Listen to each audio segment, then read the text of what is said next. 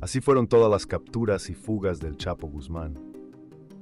Y Joaquín El Chapo Guzmán es el narcotraficante más conocido en México, y su fama no solo radica en su capacidad para traficar droga y hacer negocios en el crimen organizado, sino también en la que tiene para idear sus escapes de prisión. La primera vez que el líder del cártel de Sinaloa pisó una cárcel fue en 1993. Lo recluyeron en el penal de Almoloya de Juárez en el Estado de México, que hoy se conoce como el Altiplano. Desde ese momento planeaba alguna forma de salir, por lo que a los 2 años de su ingreso, las autoridades mexicanas lo trasladaron al penal de Puente Grande. Durante los 8 años recluido, el Chapo tuvo tiempo suficiente para pensar cómo escapar de la sentencia de 20 años a la que estaba condenado.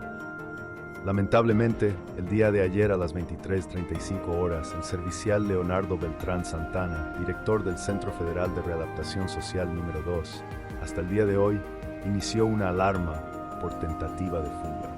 El director del centro ha informado que a esa hora se le notificó de la ausencia del señor Joaquín Guzmán Loera, alias El Chapo Guzmán.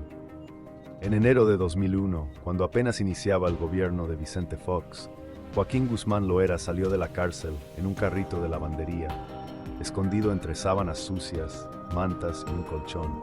El Chapo fue ayudado por un hombre al que llamaba El Chito, un empleado del penal que lo trasladó por los diferentes niveles de la prisión y atravesó por al menos 6 filtros de seguridad, por los que pasó desapercibido por muchas otras personas. Sabían del llamado escape perfecto, y contrario a las versiones que se manejaron en esos años, no había autoridades federales involucradas en la fuga. El Chito fue uno de los 71 detenidos como sospechosos de haber ayudado en el escape del Chapo.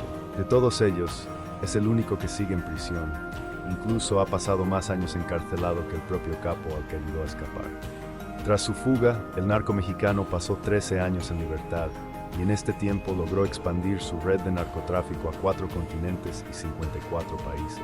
Su presencia y fortuna en el negocio de la droga creció de tal modo que fue considerado por Forbes en la lista de los hombres más poderosos del mundo, en la que llegó a ocupar el lugar 67. A la muerte de Osama Bin Laden en 2011, el Chapo se convirtió en el delincuente más buscado por el FBI y ofrecían una recompensa de hasta $5 millones por su captura. Terminó el gobierno de Fox y siguió el de Felipe Calderón, y el Chapo libre inició la administración de Enrique Peña Nieto y aún estaba prófugo.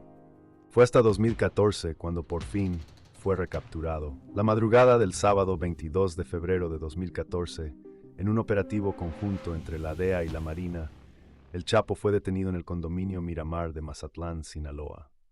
Un pequeño grupo de marinos subió hasta el 4º piso del edificio, tumbaron la puerta del 401 y encontraron al narcotraficante recostado en la cama. Cuando salieron del edificio, los marinos llevaban consigo al Chapo, quien nuevamente fue recluido en el penal del Altiplano. Pero 1 año, 4 meses y 19 días después de su segunda captura, el narcotraficante volvió a escapar. Y la segunda fuga del Chapo fue espectacular.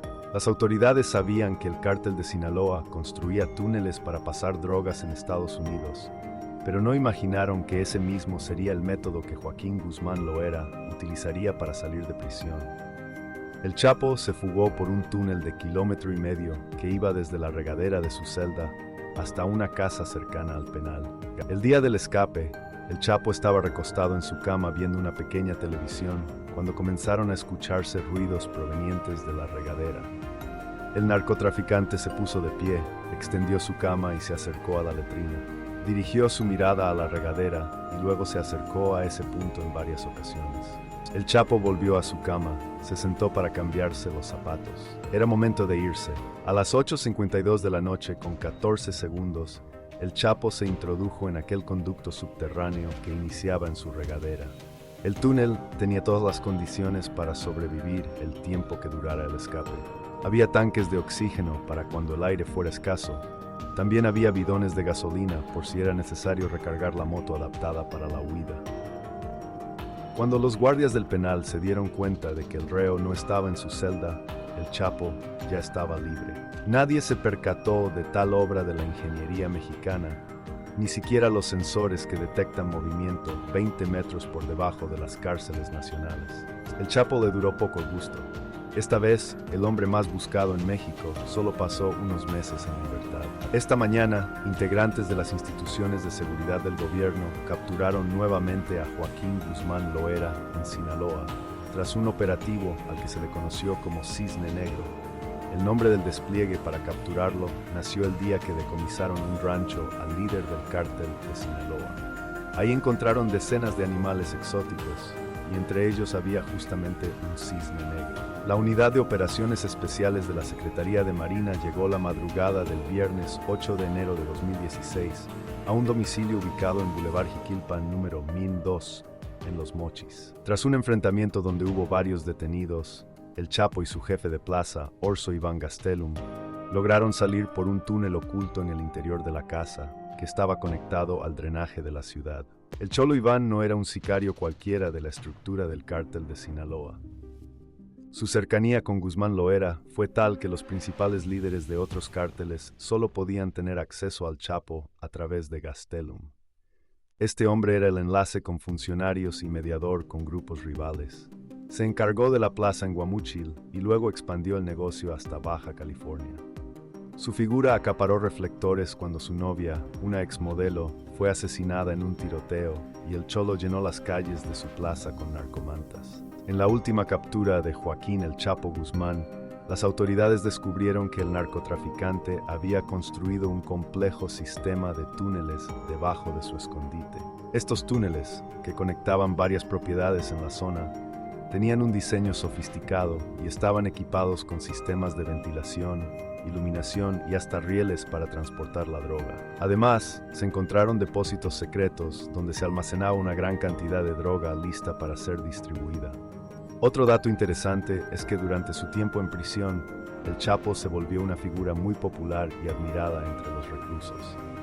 Muchos veían en él a un líder fuerte y exitoso, y algunos incluso llegaron a considerarlo como un héroe de la delincuencia. Esta popularidad entre los reclusos le brindó ciertas ventajas y privilegios dentro de la cárcel, lo que podría haber facilitado sus fugas anteriores. Durante su segunda fuga, el Chapo demostró su astucia al utilizar un sofisticado sistema de túneles para escapar. Pero lo que pocos saben es que este no fue el único método utilizado por el narcotraficante para evadir la justicia.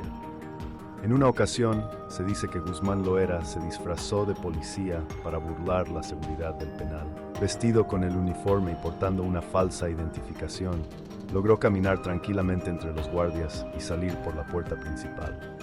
Esta audaz estrategia demostró la habilidad camaleónica del Chapo y su capacidad para adaptarse a cualquier situación. Además, se ha rumoreado que el Chapo contaba con una red de informantes y cómplices dentro de las instituciones de justicia.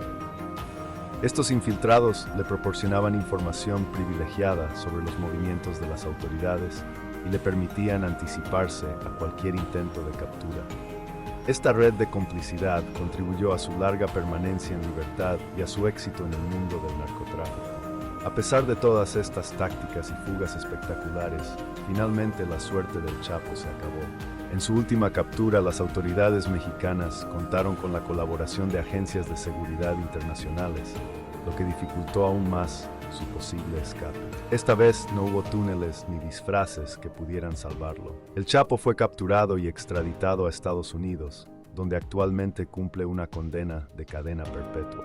La historia de Joaquín el Chapo Guzmán es un claro ejemplo de cómo la astucia y la audacia pueden permitir a una persona mantenerse fuera del alcance de la justicia durante años.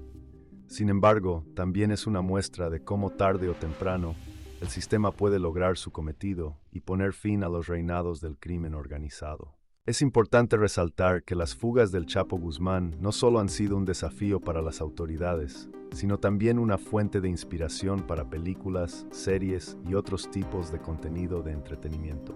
En conclusión, la historia del Chapo Guzmán demuestra su habilidad para escapar de la justicia a través de fugas espectaculares y tácticas astutas. A pesar de su popularidad entre los reclusos y su red de informantes, finalmente fue capturado y extraditado a Estados Unidos. Su historia ha sido fuente de inspiración para el entretenimiento.